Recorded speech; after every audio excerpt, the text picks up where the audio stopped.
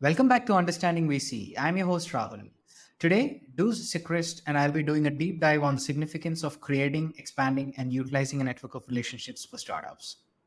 Drew is the CEO and co-founder of Connect the Dots, a network intelligence platform for finding the strongest connections to the people and companies that you want to reach. And prior to Connect the Dots, he was employee number 36 at Salesforce and part of the team that grew Salesforce from zero to over $1 billion in revenue. Now let's talk time. Hi, Drew. Thank you so much for taking the time to join me today. Hi, Rahul. Thanks a lot for having me. I'm looking forward to the conversation. So, what is Connect the Dots? Connect the Dots is a relationship intelligence platform. And what we have aimed to do is make it as easy for you to see as possible the best path that you can take to get to any person that you'd like to get to. So if you're looking for an introduction to a person, whoever that is, Elon Musk, Bill Gates, the CEO of a company that you want to sell to, or a person that's hiring for a position that you want to get hired for. We want to help you find the easiest, best path in via warm relationships that you have. And we do that we have a platform that you can connect all of your email accounts to and your LinkedIn. And then we merge all the data about who you've communicated with over the years across all your email accounts with your LinkedIn data. And then you're part of a graph of all the other people in the world that you know who are using it, whether they're coworkers or friends or, former coworkers or customers or, your old boss. They're all part of the graph, and you can see who actually knows who, like relationship strengths between people. So that if you're trying to get to Elon Musk, who, by the way, I don't think is on LinkedIn, you can see if you've got a pass. And I actually do. Like, I have a pass to Elon Musk. I can see, my friend who has the best relationship with Elon Musk, and I can ask my friend for that introduction. So that's what we do. Yeah. Funny, many years back, I think it was in 2015 or something, there was this app called Conspire. They were funded by Techstars, if I'm not wrong. So I was using it then for my networking. And they had a very similar approach where you connect your emails and then you can see the strength of the relationship. I think what they basically look at is that, when there is a lot of email exchanges between these two people, it's like a green or amber or, yeah. It's shown as like a Wi-Fi signal kind of thing. What happened with Conspire? I don't actually remember that company. Do you know what? Yeah, I think they got sold out to a bigger company. But then, I mean, since then, there's no free version for me to use. So I've been looking forward to a tool like this because when you're building a startup, this is very, very useful because, if you look at LinkedIn, you really don't know whether these people actually know each other.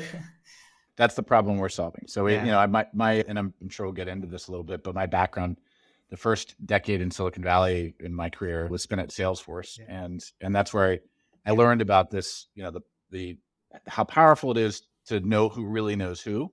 And literally you can make a lot of money if you know who knows who and you can leverage those relationships. But the problem now in 2023 is that, LinkedIn's great. And we all love it and we use it every day. It's become, kind of somewhat of a victim of its success. It's so big and there's so many people who are connected to each other. A lot of those connections are just they're noise. They're not real connections. And so finding your way through that and, finding the real relationships that are leverageable, that's the hard thing. And that's the problem that we solve. We solve it pretty elegantly.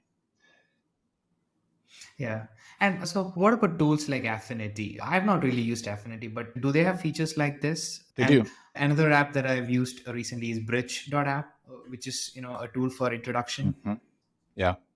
Yeah, good question. So I'm familiar with them to varying degrees. So Bridge a little bit less. I think if I recall correctly, Bridge it's leveraging the LinkedIn network to see who knows who and making it I think what they're doing is they're focused on making it easier for people to ask for an introduction. So make it, based on the LinkedIn graph, they make it simpler to make the ask.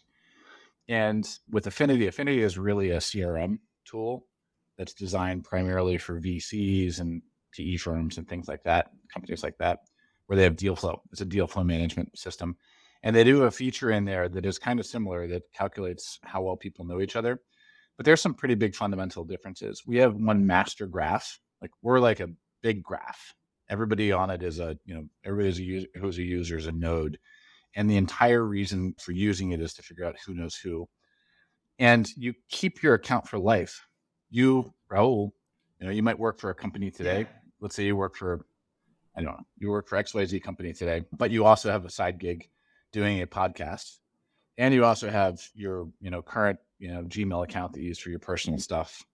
And you also have like an Yeah. old Hotmail account from years ago. You don't really use it anymore, but it has a bunch of, relationship history in it that you wish you could unlock. Well, the way Connect the Dots works is your account is yours for life. So when you set up your account, you connect all of that plus all your LinkedIn contacts into one thing that you keep for life. And then as you change jobs, you unplug from your IT department from XYZ company, your employer, will disconnect your, Rahul at xyz.com Email.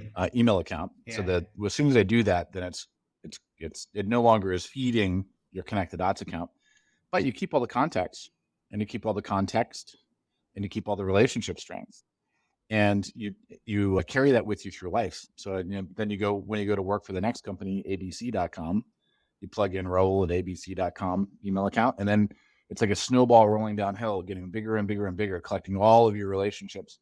And we spent a lot of time and engineering work on building what we call canonicalization, which is a real fancy word for basically making a single record for each of the people that you know.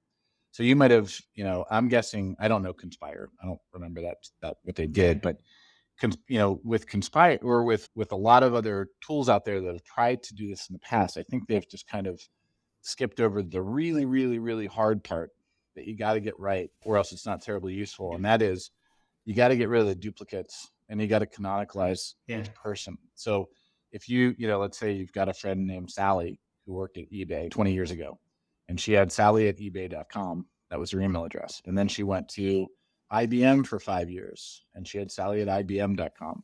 And then she also had Sally at hotmail.com. She had Sally at gmail.com. And then she also, we did a nonprofit and she had Sally at nonprofit.org. And she had all these different, email accounts and all these different company affiliations over the years. And you might have emailed with her all across all of your different email accounts to all of her different email accounts. And the combination of email paths there is kind of mind-boggling, like the number of places you'd have to look to see all of your relationship history with Sally. Well, we saw that hard problem. We figure out who Sally is. We make a single record for her. And then we calculate the strength of your relationship across all of those different email accounts.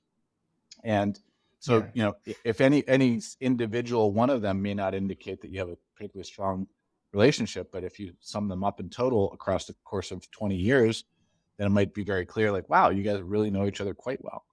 And also you want a simple, easy, clean view of your network. If it's a messy, convoluted network, that's not going to help you.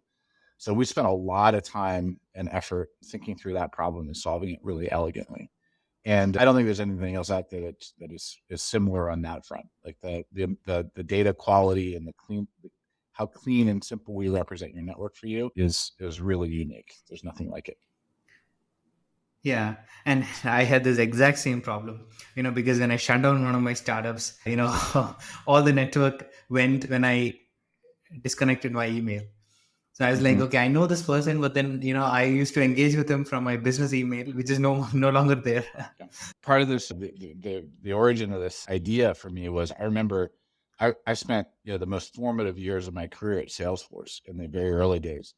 Yeah. And so I had this great email account at Salesforce, Sechrist at salesforce.com. And I had it from 1999 until 2010 when I left. And I remember the day that I left, it was a very nervous thing for me to quit after 10 years, because that was, kind of the only reality that I'd known for that decade that I'd been employed at Salesforce. And when I left the office that day, I was like, it felt like I had a lobotomy, like a chunk of my brain had been cut out, because I no longer had access to my email account. And my email account had all this relationship history in it. And I kept thinking, oh, I want to contact so-and-so, or I want to see, look the last thing we talked about. And I realized it was all in my Salesforce email account, which I now no longer had access to, and I never would again. And I was like, this is a miserable feeling. I have to go through the rest of my life like this with this chunk of my brain removed. And so fast forward to, a decade plus later, Connect the Dots is designed to solve that problem. So you get to keep your whole brain, with you, throughout the course of your life as you're changing jobs. You don't lose any of that context, and you don't lose any of those contacts that you're building, the relationships that you're building over time. Yeah. I remember actually forwarding all the important email threads from my business email to my personal email so that, at least I have some track. Yep. Yep. Yeah, that's. I mean, I think you're not the only one. A lot of people have done that, and a lot of people have, downloaded their, PSTs and backed up their email accounts and thought they would use them, and oftentimes they don't really use them. They just kind of sit, frozen somewhere on some, thumb drive. But yeah, people have tried. People have tried to Yeah. maintain that data somehow. Yeah. So after quitting Salesforce, I mean, of all the things that you could do, why do this? Just why did you think of this problem as the problem to solve? Well, it took me a while to get here. So just I'll give you the kind of the grand arc of my career. I grew up on the East Yeah. Coast, went to school there. Shortly after college, I actually had a couple jobs on the East Coast. One was with a company that implemented CRM products of the day. This is in the late 1990s. So that's where I first got introduced to CRM. And then in 1999, I read an article in the Wall Street Journal that Mark Benioff had gotten into, saying that he was leaving Oracle. He was going to start this company called Salesforce.com with $2 million from Larry Ellison, the CEO of Oracle. And I read about it and I was like, that's crazy. That's such a great idea. The world needs this. CRM should be rewritten to be delivered over the internet in a web browser, not running on client server, architectures. So I cold emailed Mark Benioff, and I guess he liked what I wrote. And long story short, he invited me out to San Francisco, offered me a job, and then I started as employee number 36 at Salesforce back in 99. So I spent 10 years there, and it was great. We went from pre-revenue to over $1 billion in top-line revenue by the time I left. So I got to participate in that whole thing, and that was super exciting. It was really fun to see us expand globally. And I remember when a lot of my friends moved to Singapore, where you are, to go kind of, open Yeah. up the APAC office. And I thought about it too. I thought about moving down there, and I ended up staying in San Francisco because San Francisco was a really good time to be in San Francisco. But, the company expanded globally, and it was a great ride. But at the end of about a decade, even before that, I knew that I had this entrepreneurial itch that I needed to scratch. And at some point I'd have to leave and become an entrepreneur. I think it's like you're going to be a VC. It's just a question of, when, not if. And so the time was, after a decade, I looked in the mirror and I said, this has been great. This has been amazing. There will probably never be a good time to leave Salesforce because there's always, Mark's a great CEO. I mean, even look how he's navigating a really tough period right now. He's a great CEO. So he's always Yeah. thinking about the future and what the next best thing is that they can start doing. And it was always like that. And I realized if I don't leave, if I just don't decide at some point to leave and become an entrepreneur, then I'm just going to be here for the rest of my life, which, by the way, it's not a bad thing. I mean, it could be, it's a fun Yeah. company and it's very profitable to work there. So that would have been a perfectly fine life path, but it just was not the one that I wanted. The thing that I wanted was to be an entrepreneur. So I left and I didn't start this company right away. I started another one called Kuzu, which I won't go into the details on it, but just suffice to say, we were trying to make Google Street View, looking at like the view of a street anywhere on the planet. We wanted to make that live so that you could see what's happening live on any street, on any city on the planet. Pretty ambitious goal, Yeah. and we did not accomplish it because you can't see that today. It's not possible to see every street Yeah. live, as you're aware. So, but anyway, we tried, and then when I did that, I started the company. I started. My co-founder was a Serbian guy from San Francisco, and we ended up putting an engineering team in Serbia. So I spent a lot of time back. This is 2000, early 2010s, and so I started that company then, and then leveraged those relationships later. I ended up starting, that company failed and shut it down. I did some other stuff for a while, and then I ended up deciding to start this company about 4 years ago. And when I did, I partnered up with one of my co-founders of this one, is a Serb as well, a different Serb, and then two other North American guys, a Canadian and an American, and we all started this company. And so back to your question, like, why was this the idea? So this was not the immediate idea leaving Salesforce. Yeah. Um, but it was something that was brewing in the back of my mind for a long time. And that was, how can relationships are absolutely the best way to sell. They're also the best way to recruit. They're also the best way to fundraise. They're also the best way to do a lot of things. I mean, Yeah. maybe meet your life partner. Relationships, are Yeah. really helpful for that too. So relationships are, just stating the incredibly obvious here. Relationships are really, really important. And being able to see your relationships in a well organized way and then figure out how to leverage those relationships and how to build those relationships is an important thing. And I just saw at some point that the technology was all lining up that we could build something really powerful. It was going to require some machine learning that didn't exist before. It was going to require a lot of data that didn't exist before, but had been piling up in the form of email. And, Yeah. so email, think of it like 30 years ago or something. I don't know, something like that. We all started using email. And then at some point, Gmail said, hey, don't delete any of your emails, archive them all. And we used to delete them. I don't know, you're probably too young to remember that, but Yeah. I remember when there's no space on the computer, delete your email. You had to do it. And then Yeah. eventually space got really cheap. And so we started storing it. And then by storing that, then you're keeping a record of these relationships over time. And we kept piling up, piling up, piling up, and people weren't doing anything with this archived email. But I was like, hey, this is semi-structured data. Machine learning is really good at structuring, putting it into a really clean representation of all the people that we know. And it could do a lot more. It could calculate, automatically how well we know each other. We should do this. And so I knew from firsthand experience, back to your original question on this, I knew from firsthand experience just how powerful leveraging relationships was. I made a lot of money as a salesperson and then later as a sales executive, a sales leader at the company by leveraging relationships. And that wasn't the only thing, but man, it was the best hack. If you can leverage a relationship to get to the decision maker quickly at a company with a powerful, warm Yeah. introduction, you're already way down the field. You're very close to, Yeah. you've short circuited the hardest part of the sales process. So that's Yeah. why. Yeah.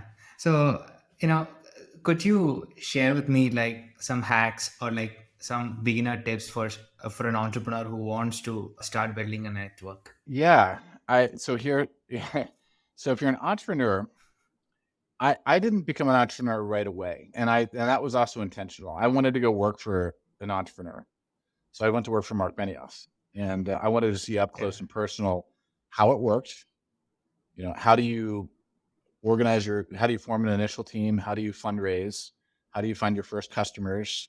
How do you sell? How do you start to scale that Yeah. up? All those things. I wanted to see it firsthand because I frankly had no idea.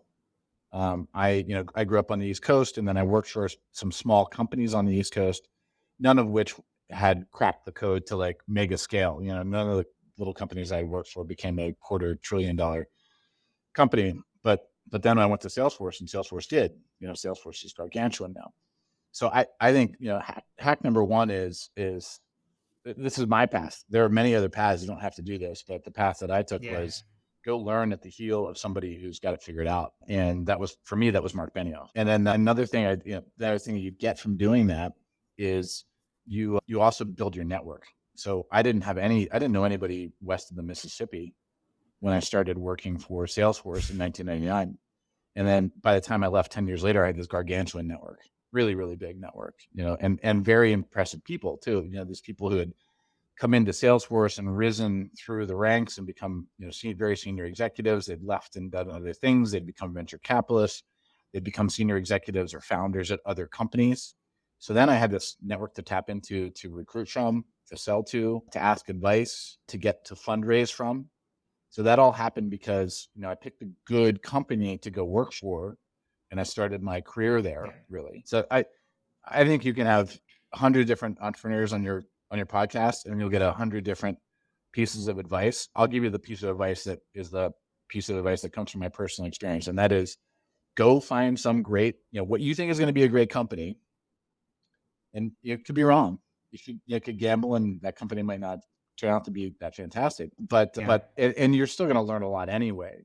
But if you want to be an entrepreneur, my advice would be like, go work for a great little entrepreneurial company that you think has got the right stuff that they can, that they can succeed. And then you're going to learn, you'll make some money, and you'll also build your networks and be ready to tap into it when you're ready to start your own thing. Either that or start a podcast. And talk to a bunch of entrepreneurs. Yeah, podcast is also not too bad. Yeah, yeah. And when it comes to networking, so networking and building relationship is good when you're starting out as an entrepreneur, for sales, for fundraising, for building out a team. So if you could go through each one of them, right? Like how networking could help. Okay, let's start with sales. And also when it comes to sales, there is this early part where you're doing the sales on your own as a founder. And then there's also a stage where you're in the growth phase where you already have a team in place. So how does relationship help in both these scenarios? Yeah. Well, so it depends on what you're selling, how much relationships are going to help. Now, relationships are going to help in lots of different ways, no matter what you're selling. But I'm going to focus on B2B sales, where you're selling to other companies. B2B SaaS. B2B SaaS. Yeah. So I think my guess is that a lot of the listeners on your podcast are like B2B SaaS entrepreneurs, probably right. So for B2B SaaS, if you're selling something that's a low dollar product, then relationships are maybe a little bit less helpful in the sales process, because you need to make your product sell itself. You're going to have to, have a very great PLG or self-service motion where people go to your website, figure out what it is that you do, swipe their virtual credit card, and then sign up for a $100 a month product. If you're selling something that's a little bit more expensive, call it, $5 or $10 or $20,000 and up per year, then you're usually going to have a multi-stakeholder sales cycle. It's not going to be one person who's just going to see your website and say, great, here's my virtual credit card, I'm going to buy something from you. You're going to have a group of people. It might be the CEO of the company, and then also depending on what you're selling. Let's say you sell marketing stuff. So it'll be the CEO and the CMO, and then maybe there's a director of marketing or two, and then maybe there are a few, other people who are influencers in that. They're the CFO. And when you have multiple people involved, the deal becomes much more complex, and you have to make sure that you're somehow covering all your bases. It's very dangerous to just sell to one person in that situation. You want to make sure that you're talking to all the people who are going to be involved behind closed doors and making the decision about the purchase. And that's where relationships become very, very helpful. And it starts with getting into that account. So let's say you want to sell to XYZ company, and you know that the people are likely going to be the CEO, the CMO, and the CFO that are going to make the purchase decision. And so if you in your network can figure out how to get to one or more of those people, first to even start the process, then that's great. Because otherwise, what you have to do is cold stuff. You have to do cold emails, cold calls, and marketing. You can do something, or you can have ads, and you can do retargeting and things like that. But then you're hoping that they're going to come find this interesting and come to you. You really do have to have some sort of outbound strategy if you're going to sell a product like this, in that price range. Yeah. And the cold outbound strategy, which has gotten amped up, really shot a lot of steroids into the cold strategy over the course of the past decade with companies like, Sales Loft and Outreach, and those cadences and sequences. The problem with that is that most of those emails that you're firing out, let's say you pull a list of CMOs that you want to target to, and then you blast these emails out to them. And if it's just cold, then you have to be incredibly good at writing something that's going to get right into their brain and make them not delete that email. Because what they want to do, the CMO at a company that's got some funding, is all day long, they're just deleting emails in their inbox. Oh, come on. Like, how many more of these cold emails do I have to delete before I get to something that's actually useful? And so that, if you can, instead of sending a cold email, if you can have, let's say one of your advisors knows that CMO, and that, you can say one of your advisors knows that CMO well. And you can say, hey, advisor, could you send this email to this CMO at XYZ company? I'll draft it for you, so it says the exact perfect thing. You can modify it as you see fit to make it personal, or just put your own touch on it. If you just saw that person for, you went to a soccer game together last week, you can say, great to see you at the soccer game last week, period. I'd love to introduce you to Rahul because he's got this great thing that I think is going to help you at your company. Would you be open for a 20-minute conversation with him? And then you type that in, you can explain, and then you can position your product perfectly. And then you have your advisors send that to the CMO at XYZ company. Now, when that CMO is doing their daily delete of all the spam that they have in their inbox, and they see one email from this advisor that they know really well, they don't delete that. Of Yeah. course, they're going to open it and read it. And of course, they're going to respond to Yeah. it too. So the probability that they open it, very high. Probability they reply, very high. The probability that they say, well, okay, hey, I trust you, advisor friend. So if you think that Rahul's worth 20 minutes of my time, I'll take it. So now you have your meeting as opposed to a deleted email.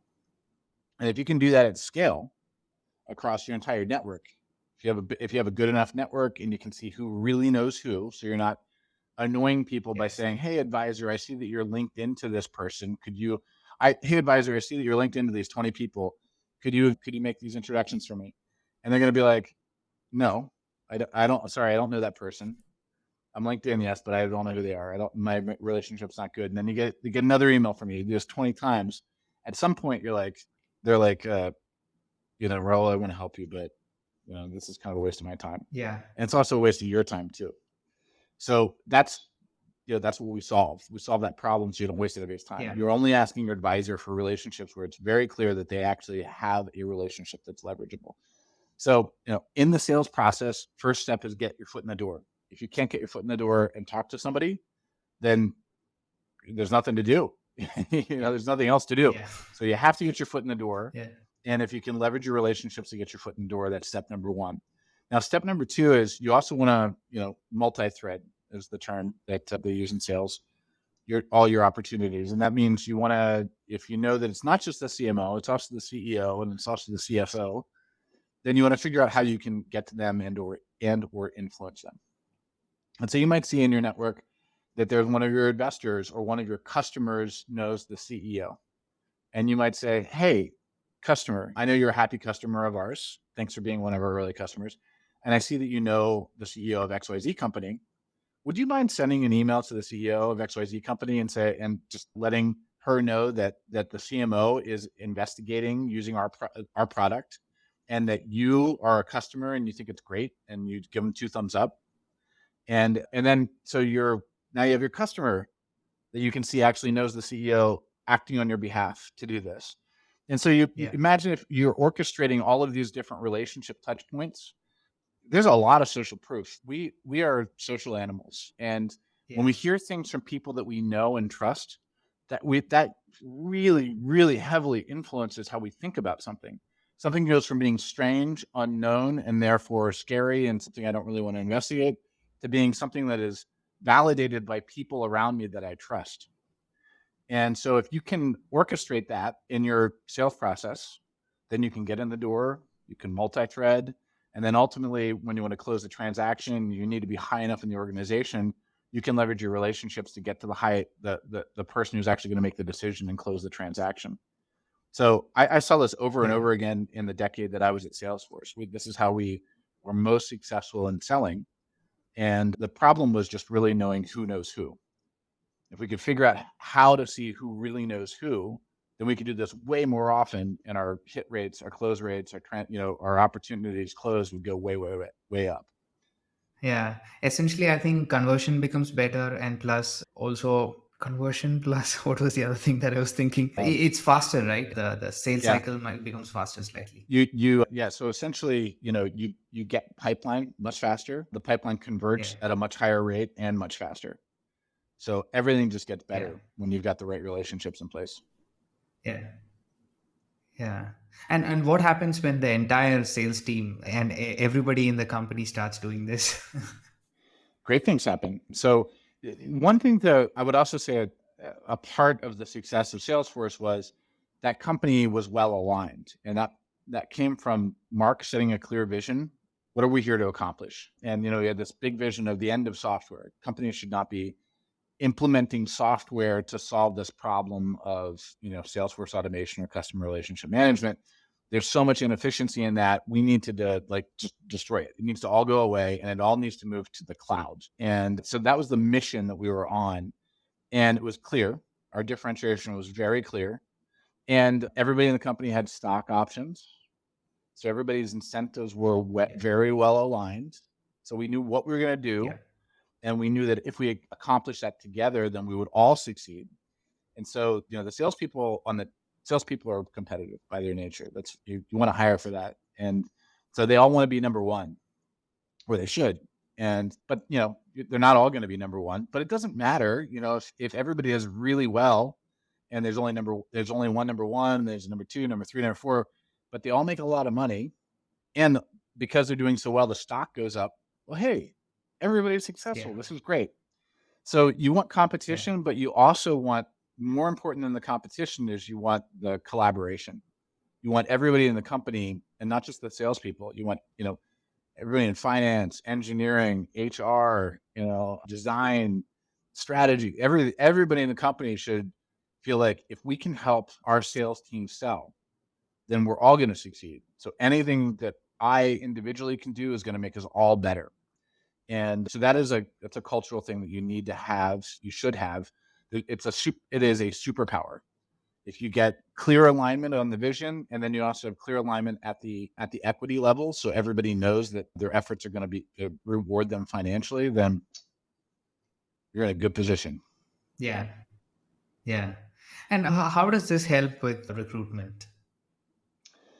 Well, if we're talking about having a network specifically, then it's the same thing as sales, really. Recruiting is sales with a different name. You're selling a different product. If you're a company, you're selling a job opportunity to this person. And so you want to find the best people possible. I can tell you from the early days at Salesforce, and also from the early days here at Connect the Dots now, the best people that we get, the best hires, most of the time are through our personal networks. People have worked together before in the past. There's no substitute for that. If you haven't worked with somebody, then you don't really know what it's like to work with that person. So if you've worked with that person, you can say, well, look, we worked together for 3 years, and I know that this person, very smart, great character, dedicated, works hard, very creative, saw it up front, from our 3 years working together. And if you've got people on your team that are A players, and you know that they want to work with A players, and they know who the A players are, leverage your network. And so having a network is critical for that. Salesforce in the early days, I think I was maybe the first person hired at Salesforce outside of the friends of each other, people would work together. Because I came from the East Coast and I cold Okay. emailed Mark Benioff. But I think everybody else up until that point, and most people continuing after that point, had worked with each other at Oracle or Siebel, or they'd gone to, Berkeley or Stanford or something together. And so they were kind of like, they knew each other. So it is critical. It's the same thing. It's sales, Yeah. but selling a position at a company. And but it's also, there's a little, I'd say it's more than sales, actually, because it's also like marriage.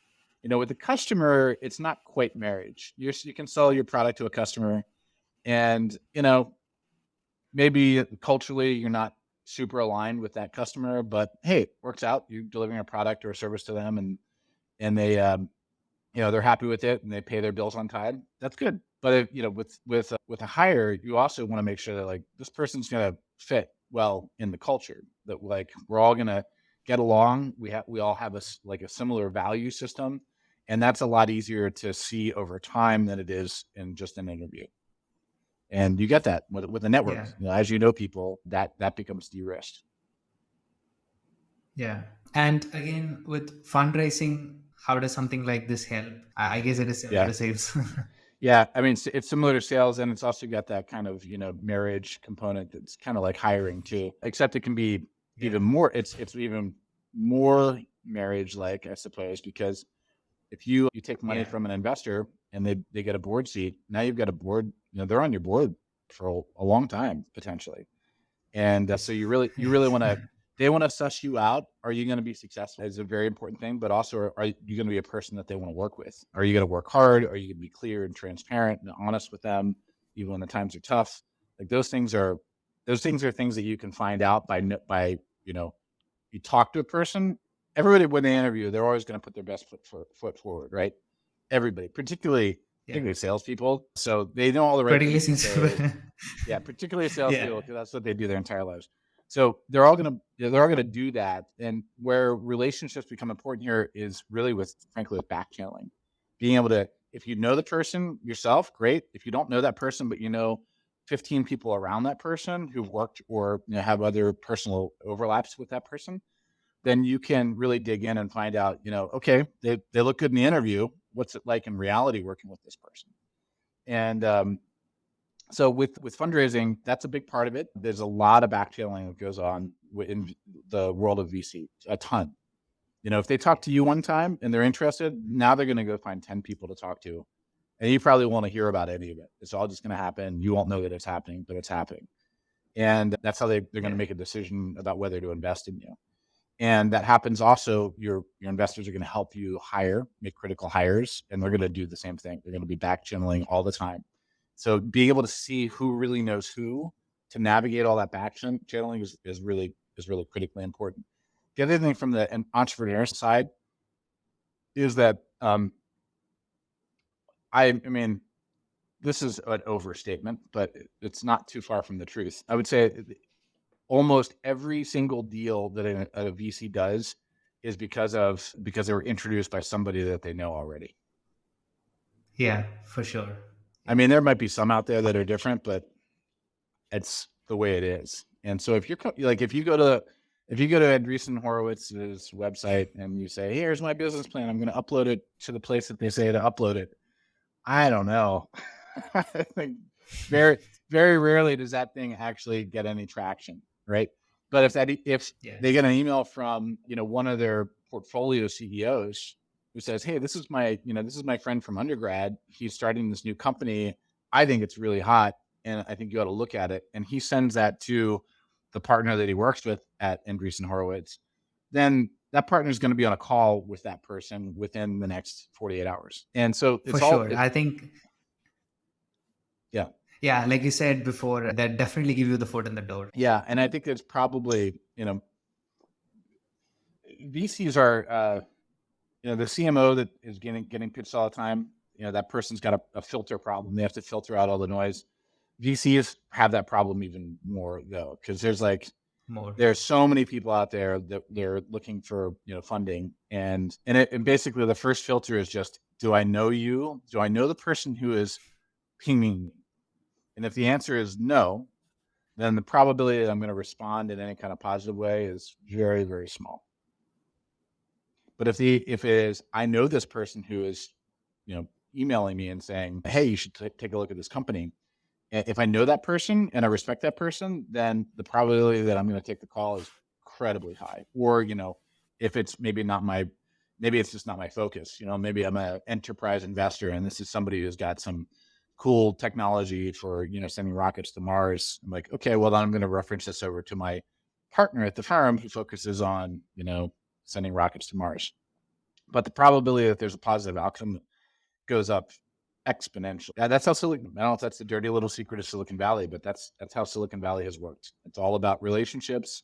It's all about cracking in. You kind of need to somehow get baptized into that. You need to have enough of a series of relationships that where people can vouch for you and say, Rahul's the real deal. His company, I think he's got a really good idea. But coming in cold with no bona fides and no network, that's a very hard place to start. So you got to figure out, what is your strategy for building your network so that when you come in with a lot of social proof supporting you that they should spend time with you. Yeah. And I was reading your blog and I came across this line, which I thought was like a great relationship are the most precious asset to any career. I think that's so true. It's very true. Yeah. Thank you so much again for taking the time to record this podcast, Drew. Rahul, thanks. It was a lot of fun.